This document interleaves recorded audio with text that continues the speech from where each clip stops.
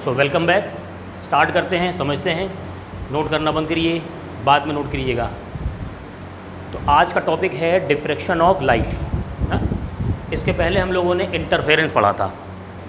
Interference जब पढ़ा था तो हमने कुछ चीज़ें पढ़ी थी जिसका यूज़ यहाँ भी है, जैसे कंस्ट्रक्टिव फेस कब बनता है और डिस्ट्रक्टिव फेस कब बनता है। कंस्ट्रक्टिव फेस तब बनेगा जब दो सेम फेस की वेव एक साथ मिले और जिनके मिलने से उनका एम्पलीट्यूड इंक्रीज़ हो जाए, और डिस्ट्रक्टिव तब बनेगा जब दो सेम अलग अलग अपोजिट में हो, ट्रफ के साथ ट्रफ ना मिले, है ना। तो क्या करेंगे, एक दूसरे को कैंसिल कर देंगे और उनका जो रिजल्टेंट होगा उसका एम्पलीट्यूड कम हो जाएगा। अब उसी के बिहाफ पर हम लोगों ने वहाँ पर फ्रिंजेस बनाए थे, इंटरफेरेंस। तो फ्रिंजेस बनाने के बाद हमने देखा फ्रिंजेस कैसे बन रहे हैं, ऑल्टरनेट बन रहे थे, ब्राइट और क्या बन रहे थे, डार्क। उसके बाद पिछले लेक्चर पर हम लोगों ने पढ़ा कि उन फ्रिंजेस की डिस्टेंस क्या होगी, उनकी लोकेशंस क्या होगी, ब्राइट की लोकेशन क्या होगी और डार्क की लोकेशन क्या होगी। और साथ ही साथ मैंने आपको बताया था कि फ्रिंज की विड्थ क्या होगी, यानी अगर ब्राइट फ्रिंज है तो उसकी विड्थ होगी separation between two dark fringe. Clear, ये पिछले लेक्चर पे पढ़ा था। आज हमें पढ़ना है लाइट का एक और नेचर, वो है डिफ्रैक्शन। डिफ्रैक्शन क्या होता है समझिए, जैसे लाइट क्या होती है, वो स्ट्रेट वे में ट्रैवल करती है, एकदम स्ट्रेट। लेकिन अगर सही मायने में देखा जाए तो जब किसी ऑब्स्टेकल के पास, किसी अपर्चर के पास, अपर्चर का मतलब ये हुआ, ऑब्स्टेकल का मतलब हुआ किसी दीवार से गई और टकराई, तो जो उसका कॉर्नर है, एज है, वहाँ पर क्या करती है, हल्का सा बेंड होती है, मुड़ती है। इसी को कहते हैं उसका डिफ्रैक्शन ऑफ लाइट। ठीक है, ये इसकी एक प्रॉपर्टी है। अब इसको यहाँ दो फिगर के थ्रू यहाँ पर इसको समझाया गया है। जैसे यहाँ पर एक नैरो अपर्चर लिया गया, यानी दो ऑब्स्टेकल लिए गए कि यहाँ पर ये हल्का सा मुड़ेगी। तो जब मुड़ेगी तो होना क्या चाहिए, इसका शेडो, ये जो लाइट है वो सिर्फ इतना ही बनना चाहिए।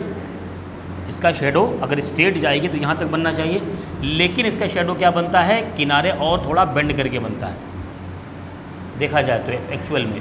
तो ये इसकी एक प्रॉपर्टी को शो करता है कि यहाँ पर अगर ये सिर्फ इतना ना बन करके हल्का सा आगे भी बन रहा है, इसका मतलब कहीं ना कहीं लाइट यहाँ से बेंड हो रही है। उसी तरीके से अगर कोई नैरो होल दे दिया जाए यहाँ पर, या ऑब्स्टेकल दे दिया गया पर, तो अब क्या हुआ कि लाइट यहाँ से एकदम स्ट्रेट जानी चाहिए, लेकिन होता क्या है कि ये शेडो इतना बड़ा न बन के थोड़ा बड़ा बनता है, बिगर बनता है। इसके कई और सारे प्रैक्टिकल एग्जाम्पल्स भी हैं। प्रैक्टिकल एग्जाम्पल जैसे कोई लाइट जल रही है, लैंप जल रही है, आप उसे कपड़े से देखिए तो आपको हल्का रिंग बनता हुआ दिखेगा कहीं कहीं। क्यों? क्योंकि वहाँ पर हमने कई सारे ऑब्स्टेकल्स स्क्वायर में दिए हुए हैं, है ना, इस तरीके से। अब ये जो ऑब्स्टेकल बन रहे हैं एक्चुअल में यहाँ पर भी ब्राइट और जो है डार्क फ्रिंजेस बनते हैं। इसकी वजह से वो कैसे बनते हैं, उसके लिए पहले हमें दो चीज़ जाननी पड़ेंगी। एक तो जो डिफ्रैक्शन है वो दो तरीके का है। एक डिफ्रैक्शन है फ्रेस्नेल डिफ्रैक्शन और दूसरा है फ्रॉनहोफर का डिफ्रैक्शन। ये जो फ्रेस्नेल का डिफ्रैक्शन है एक्चुअल में इससे जो लाइट बीम आती है और जो इससे स्क्रीन पर इमेजेस बनती हैं वो बहुत ही स्मॉल डिस्टेंस के लिए है। तो इससे क्या होता है, डिफ्रैक्शन बहुत ज़्यादा वाइड पता नहीं चलता। क्या होता है, इससे डिफ्रैक्शन बहुत ज़्यादा वाइड पता नहीं चलता। लेकिन दूसरा जो डिफ्रैक्शन है वो है फ्रॉनहोफर का डिफ्रैक्शन। इन्होंने क्या किया कि बहुत ही लंबी डिस्टेंस लिया, है ना, स्क्रीन का और सोर्स के बीच में, और साथ ही साथ इन्होंने लेंसेज का यूज़ किया ताकि हम जो डाइवर्जेंट ऑफ जो रेज़ हैं उनको कन्वर्जिंग ला करके स्क्रीन पर उसकी इमेज को क्रिएट कर सकें। तो यहाँ पर इन्होंने क्या किया है, एक सोर्स लिया। अब सोर्स से लाइट आ रही है, ठीक है, तो यहाँ पर ये लाइट कई डायरेक्शन में जाएगी। इन्होंने यहाँ पर एक लेंस यूज़ किया, कॉन्वेक्स लेंस। कॉन्वेक्स लेंस ले यूज़ करके इन्होंने ये जो बीम ऑफ लाइट डाइवर्ज हो रही थी उसको क्या कर दिया, उसको पैरेलल कर दिया स्ट्रेट में। क्लियर। अब ये जो लाइट जो जा रही है, हम लोग जानते हैं वेवलेट्स को, क्योंकि हाइजेंस प्रिंसिपल क्या करता है कि हर लाइट वेवलेट्स, लाइट का एक सोर्स है, वेव का एक सोर्स है। जैसे आप पानी में कोई पत्थर गिराइए तो क्या हुआ, वेव बनी। तो एक जो वेव बनी वो एक वेवलेट है और फिर वो वेवलेट वेव फ्रंट बन गई। अब वहाँ से फिर से वेव फूटेंगी, और एक जो वेव बनी आगे बनी वो फिर वेव फ्रंट बन गई, फिर से फूटेंगी। तभी तो इंटरफेरेंस बना था। यहाँ से फुट रही, यहाँ से फुट रही, दो सोर्स से जा करके यहाँ पर क्या कर रही, एक दूसरे से मर्ज हो रही, सुपर इम्पोज हो रही, तभी सुपर इम्पोज होगी। तो यहाँ पर भी ये तीन रेज दिख रही हैं आपको, एक्चुअल में ये वेवलेट्स हैं और यही वेवलेट्स क्या बनेंगी, अब फिर से वेव फ्रंट बन जाएंगी, यानी यहाँ से फिर से वेव बाहर निकलनी स्टार्ट होगी। तो यहाँ देखिए फिर से वेव क्या हो रही है, ये रेव अब आगे सीधे स्ट्रेट नहीं जा रही, बल्कि यहाँ से वेव अलग अलग डायरेक्शन फूटेंगी। तो यहाँ से कुछ डायरेक्शन को मैंने दिखाया गया है, जो वेवलेट थी वही क्या बन गई, wave front, according to Huygens principle. Clear, बहुत आसान है। अब जब वेव फिर से फूट गई तो भाई पहली बार इन्होंने लेंस लगाया, यहाँ पर आगे एक हमारे पास एपर्चर, एपर्चर के बाद क्या हुआ, ये फिर से फूटी। अब जब ये फिर से डाइवर्ज होने लगी तो उन्होंने एक और लेंस यूज़ किया, बड़ा लेंस। अब इस बड़े लेंस में देखिए ज़रा ध्यान दीजिएगा, होगा क्या कि भाई जो रेज़ यहाँ से निकलेंगी वो इसके फोकस से पास करते हुए बीच में भी जाएंगी स्ट्रेट पर। तो होगा क्या कि अगर इस ये जो एपर्चर है, ये जो ए बी है, इस ए बी को दो पार्ट में डिवाइड कर दीजिए। एक पार्ट ये हो गया हाफ, एक पार्ट ये हो गया हाफ। यहाँ से जो रेज निकल रही वो सीधे ऊपर नीचे तो जा रही, लेकिन ये सेंटर पे पहुँच रही, सेंटर भी पहुँचेगी। और जो यहाँ से रेज निकल रही वो अपने एरिया में तो जा ही रही है, लेकिन उनमें से कुछ रेज वो भी सेंटर पे पहुँचेंगी, और सेंटर वाली रेज तो सेंटर पे जा ही रही क्योंकि फोकस से पास कर रही। तो जो मैक्सिमम रेज है वो कहाँ पर मिल रही, सेंटर पे मिलेंगी। क्लियर। तो सेंटर पर, अब एक बात तो हो गई, सेंटर पे मिलेगी नंबर ऑफ रेज। अब देखते हैं कंस्ट्रक्टिव है या डिस्ट्रक्टिव है, तभी पता चलेगा कि ब्राइट है या डार्क होगी। क्लियर, समझ में आ रहा है ना। अब यहाँ से जो रेज निकली, भाई जाहिर सी बात है इसमें ऊपर ट्रफ और क्रस्ट बनती रहेंगी, तो इनमें से कुछ वेव एक पहुँची और यहाँ से कुछ वेव पहुँची। हो सकता है इनमें ये वेव इसको कुछ को कैंसिल करें, डिस्ट्रक्टिव बनाए, लेकिन चूंकि मैक्सिमम रेज यही पहुँच रही और जो सेंटर वाली है उसको तो कोई कैंसिल करने वाला है ही नहीं, इसलिए जो मैक्सिमम ब्राइट रेंज मिलेगी वो कहाँ मिलेगी, सेंटर पर। मैक्सिमा ब्राइट फ्रिंज कहाँ मिलेगी, सेंटर पे मिलेगी। क्लियर, ये बात तो समझ में आ गई, क्लियर हो गई। अब बात करते हैं कि इसके बाद जो फ्रिंजेस मिलेंगी, इसके बाद जो फ्रिंजेस मिलेंगी वो फ्रिंजेस कैसी होंगी, ब्राइट होंगी कि डार्क होगी। तो उसके लिए हमने क्या किया है, यहाँ से एक रेज पास की है बीपी, ये एकदम स्ट्रेट है, ठीक है, और एक रेज हम लोग यहाँ से और ले लेंगे, वो हो जाएगी एपी, रेड कलर से बना दे रहा हूँ मैं, एपी। अब पिछले लेक्चर पर इंटरफेरेंस में मैंने पाथ डिफरेंस फाइंड किया था। क्या फाइंड किया था, पाथ डिफरेंस। अगर पाथ डिफरेंस की बात की जाए, path difference is equal to BP minus AP होगा। पिछले बार किया था मैंने, जैसे एक लंबा पाथ यहाँ से यहाँ गया और फिर यहाँ से एक पाथ यह गया एपी, ठीक है। इसको फाइंड करने के लिए क्या करो, ये एंगल थीटा है और यहाँ से हम क्या करेंगे, एक लाइन परपेंडिकुलर ड्रॉ कर लो, तो ये भी एंगल हो जाएगा थीटा। अब उसके चक्कर मत पड़ना कैसे थीटा होगा, बहुत परेशानी वाला मामला है, ऐसे समझ लो बस ना। तो यहाँ क्या होगा, ये हो गया थीटा, तो ये थीटा। अब देखो एक ट्रायंगल देखो ज़रा, मैं तुम्हें एक ट्रायंगल दिखाने जा रहा हूँ, वो ध्यान देना ज़रा। ये ट्रायंगल, ये थीटा है, ये ए है, ये इसको एन कह दो और ये बी कह दो, दिख रहा है भाई, ये 90 है। इस ट्रायंगल को मैंने बाहर कर लिया, दिख रहा, ये है एन, दिख रहा है सबको, यही ट्रायंगल है ना, ये ट्रायंगल, इसी को उठा के बाहर कर लिया। यहाँ पर अगर मैं लगाऊँ sine theta is equal to, तो क्या ये B N upon A B होगा, sine theta is equal to perpendicular upon hypotenuse. क्या यहाँ से बी एन की value A B sine theta हो जाएगी, सही है। चलो अभी इसका यूज़ करेंगे। अब जो पाथ डिफरेंस हमने निकाला बी पी ए पी, इन्हीं दोनों रेस को खाली देखना, बाकी किसी को देखना नहीं। ज़रा इसकी लेंथ देखो, बी पी यहाँ से यहाँ तक, ए पी यहाँ से यहाँ तक, क्या इनका डिफरेंस बी एन नहीं है, BP AP, क्या इन दोनों पाथ के बीच का डिफरेंस ये AN नहीं है, BN? परपेंडिकुलर ड्रॉ करके तो फाइंड किया जाता है, तो यानी ये होगा BN, BP minus AP is equal to BN। और BN की जगह हम लोग क्या लिख सकते हैं, AB साइन थीटा। क्लियर? क्या AB की वैल्यू D है, स्मॉल d, तो ये हो जाएगा D साइन थीटा। ठीक, इस पाथ डिफरेंस को हम लोग लिख देंगे D sine theta is equal to lambda, जैसे पिछले बार लिखा था L lambda 2n minus 1 lambda. ये जो लेमडा होगा ये डार्क फ्रिंज के लिए, तो फर्स्ट डार्क फ्रिंज अगर बात की जाए, फर्स्ट डार्क फ्रिंज, उसके लिए क्या होगा, n की वैल्यू रखते जाएंगे, तो ऐसे हो जाएगा ये क्या बोलते हैं इसको, हाँ ऐसा करो, ये लिख देंगे हम D sine theta 1 is equal to lambda 1। Second dark fringe की बात की जाए, D sine theta 2 is equal to lambda 2 lambda करेंगे इसको एक्चुअल में, और यहाँ पर हो जाता है D sine theta n is equal to n lambda, where n is equal to 1 2 3 infinity तक, ये n तक होगा।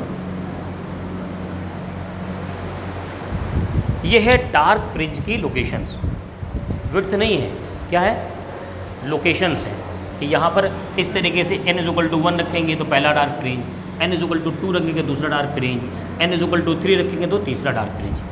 अच्छा एक चीज़ और, ऐसे ही डार्क बना ऐसे ब्राइट भी बनेगा, लेकिन होगा क्या, जब हम हाफ ऑफ लेंगे ना, तो ये एक दूसरे को क्या करेंगे, डिस्ट्रक्टिव वे करते रहेंगे। भाई यहाँ से रेस ऊपर भी जा रही है, यहाँ से रेस सीधी भी जा रही है, तो यहाँ से जो रेस ऊपर जाएगी वो दूसरे वालों को क्या करेगी, डिस्ट्रक्टिव बनाने में, यानी उसकी एम्पलीट्यूड को कम करने की कोशिश करेगी हमेशा।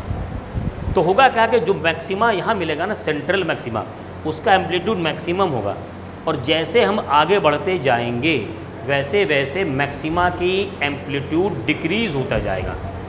ये वैसा नहीं है जैसा इंटरफेरेंस में होता है। Is it clear? नोट कीजिए, इसमें थोड़ा सा और समझाते हैं, पहले इतना नोट कर लीजिए।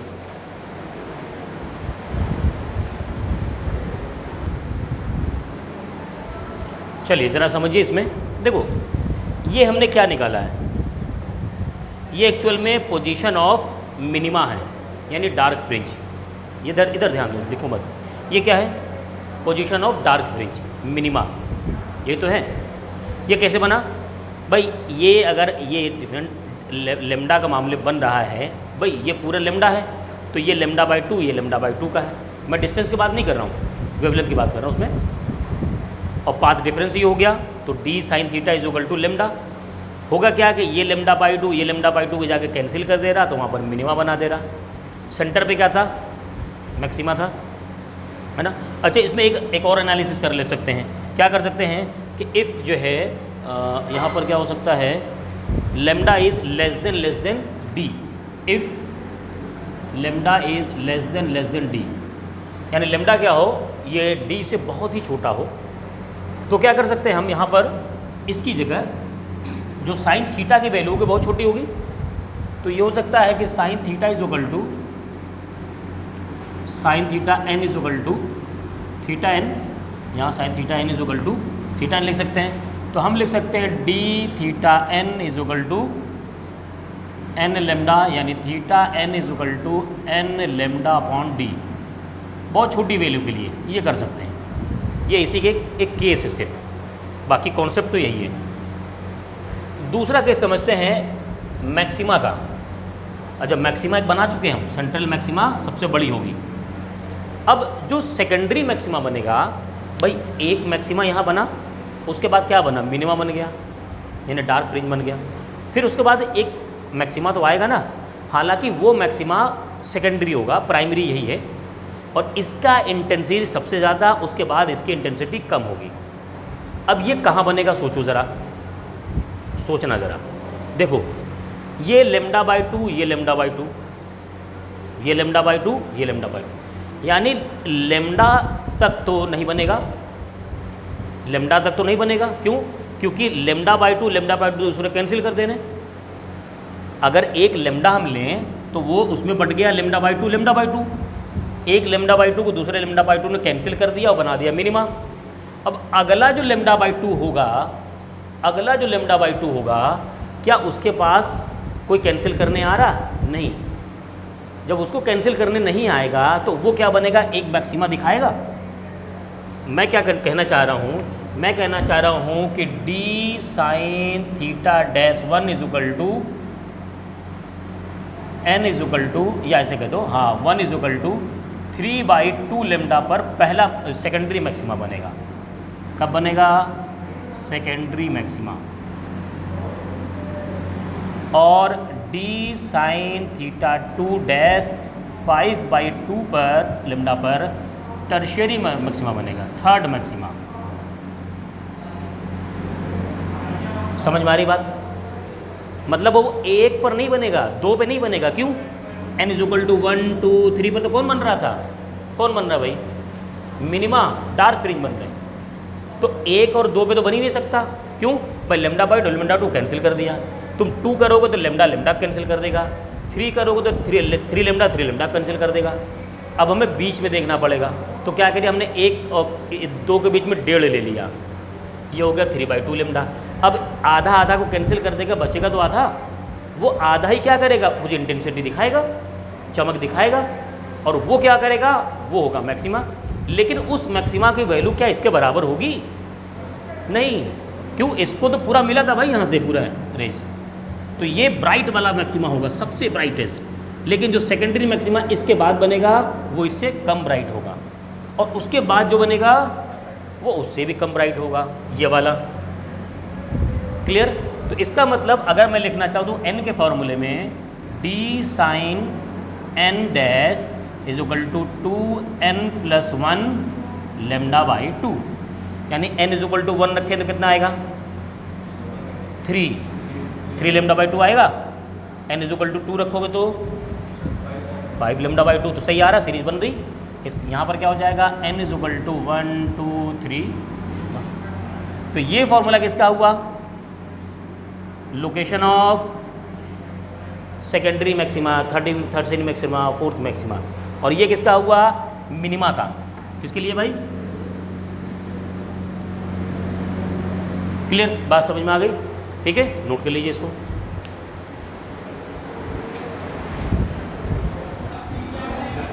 चलिए नेक्स्ट टॉपिक समझते हैं, angular width of central maximum.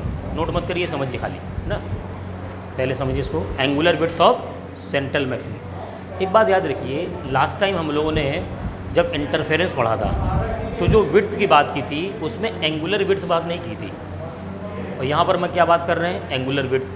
पहली बात तो। दूसरी बात, वहाँ पर विड्थ क्या था? एक मैक्सिमा बना, उसके बगल में मिनिमा, फिर मैक्सिमा, फिर मिनिमा।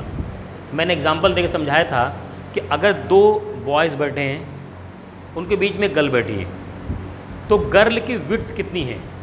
इसको बताने का एक तरीका है कि सेपरेशन बिटवीन 2 बॉयज़ के बीच में जितनी जगह है वही तो गर्ल की विड्थ है। बात समझ में आई?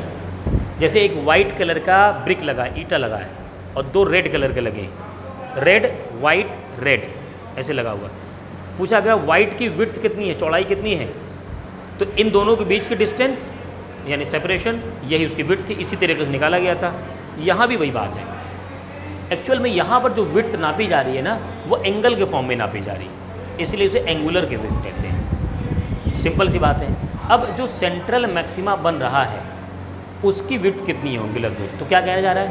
That angular width of central maxima is the angular separation between the direction of the first minima, यानी एक साइड फर्स्ट मिनिमा और दूसरे साइड फर्स्ट मिनिमा, दोनों साइड मिनिमा होगा। इन दोनों बीच की जो एंगल होगा वही होगा एंगुलर विड्थ। अब अगर एक एंगुलर विड्थ की बात की जाए, यानी पहला मिनिमा एक साइड देखा जाए, तो वो थीटा होता है, और थीटा की वैल्यू हमने निकाला था लेमडा बाई 2 डी। ये कब था? जब sine theta is equal to theta ले लिया था, है ना। अच्छा, ये क्या है? ये तो फर्स्ट मिनिमा है, आइदर साइड है, एक साइड है। अगर दोनों साइड लेंगे तभी तो विड्थ पूरी आएगी, दोनों साइड लेंगे तो विड्थ पूरी आएगी। इसीलिए लिया गया 2 theta is equal to 2 lambda by D. क्यों? Angle is called half angle width of central maxima. ये जो आएगा हाफ एंगल विड्थ है। जब दोनों लेंगे तब क्या आएगा, angular width of central maxima 2 theta is equal to 2 lambda upon D. ये जो विड्थ है इसको कहते हैं एंगुलर विड्थ। क्या कहेंगे, एंगुलर विड्थ। अब बात करते हैं लीनियर विड्थ की। किसकी, तो beta naught is the linear width.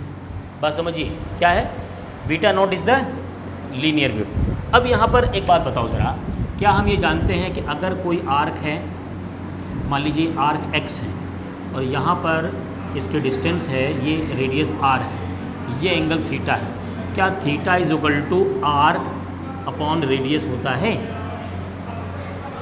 Angle is equal to arc upon radius होता है, जानते हैं हम लोग, बहुत सिंपल सा पड़ा हुआ है। वैसे देखो ज़रा, यहाँ एंगल कितना है 2 थीटा, आर्क कितना है, ये एक आर्क हो गया तो ये हो गया बीटा नॉट, और रेडियस कितना है डिस्टेंस कैपिटल डी। क्या यहाँ beta naught is equal to 2 theta into D हुआ? सिंपल समझ में आया एकदम। यहीं से बीटा नॉट की वैल्यू निकाल ली गई लीनियर विड्थ की, d is equal to D into 2 theta. अब 2 थीटा यानी एंगुलर विड्थ है, 2 लैम्डा अपॉन डी, यहाँ पर वैल्यू रख दिया गया, आ गया वैल्यू। तो ये हो गया लीनियर विड्थ एंड ये क्या है, एंगुलर विड्थ। कैसे आया लीनियर विड्थ, आर्क लेकर किया गया, आर्क ने सेंटर पर किसी पॉइंट पर एंगल सबटेंड किया थीटा, थीटा की वैल्यू होती है जब थीटा बहुत छोटा होता है तब की होती है, वो क्या होता है arc upon radius, arc upon radius. इस फिगर में आर्क बीटा नॉट है, रेडियस डी है और एंगल हो रहा है 2 थीटा। यहाँ से beta naught is equal to ये आ गया और फिर 2 थीटा नॉट की वैल्यू ले रखती है। ठीक है, नोट कर लीजिए, इस पर फिर कुछ न्यूमेरिकल लगा लेते हैं।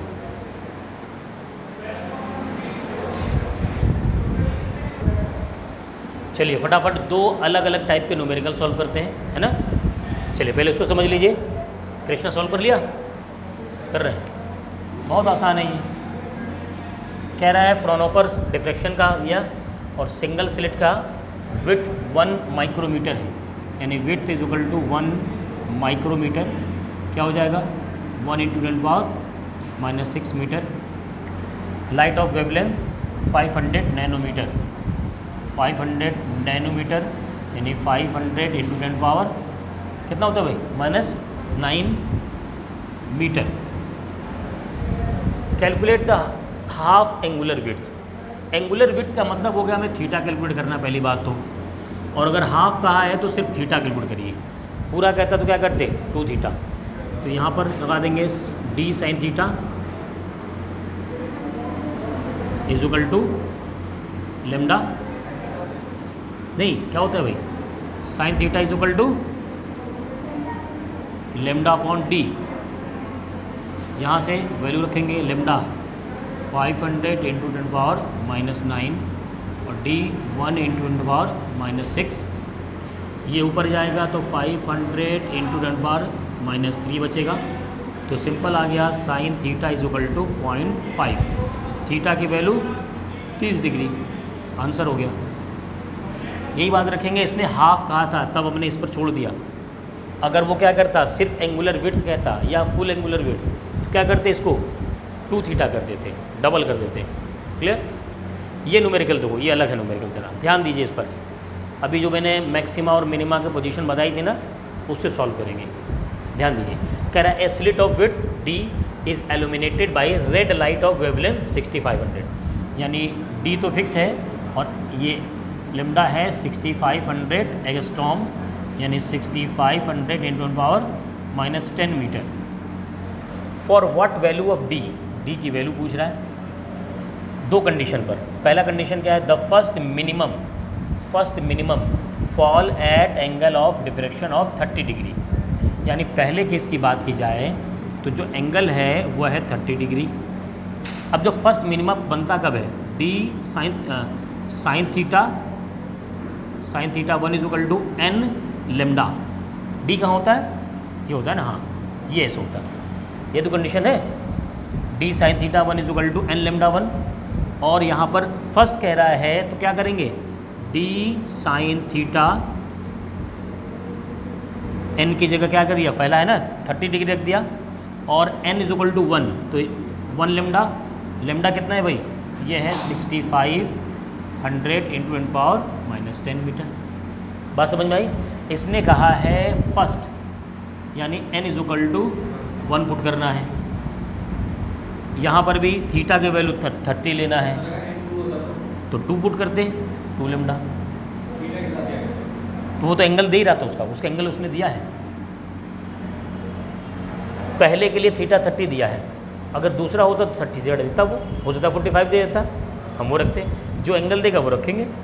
यहाँ से क्या हो जाएगा 6500 इंटू 10⁻⁻10 अपॉन साइन 30.5, सॉल्व करेंगे आंसर आ जाएगा। ये पहले का आंसर होगा।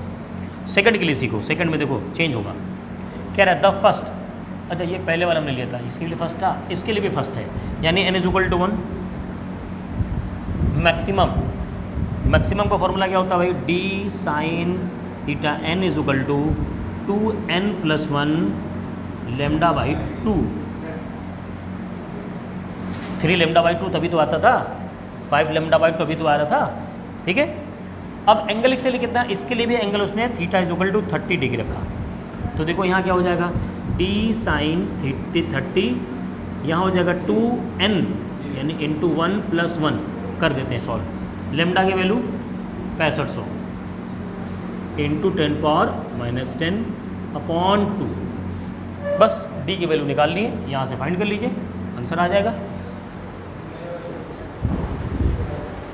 क्लियर, समझ में आ गया। तो देखो यहाँ दोनों चीज़ें हमने सीख ली, मैक्सिमा भी सीख लिया और मिनिमम वाला भी सीख लिया, है ना। ये फर्स्ट मिनिमा था, क्या था, द फर्स्ट मिनिमम, तो फर्स्ट मिनिमा का फॉर्मूला लगा दिया हमने, n इज इक्वल टू 1 रख के, और फर्स्ट ये सेकंड मैक्सिमा क्या था भाई, फर्स्ट मैक्सिमा, सेंट्रल के बाद फर्स्ट मैक्सिमा, तो n इज इक्वल टू 1 इसमें भी रख दिया, समझ गए। तो ये आंसर सॉल्व कर लो, आ जाएगा आंसर। इसका आ रहा है, पहले का आ रहा है 1.3 इंटू 10⁻⁻6 और दूसरा आ रहा है 1.95, है ना। क्या आ रहा है भाई 1.6 इंटू 10⁻1.3 मीटर, और ये आ रहा है 1.95 10⁻6 मीटर, ठीक है। चलिए ओके, एंड करते हैं यहाँ पर।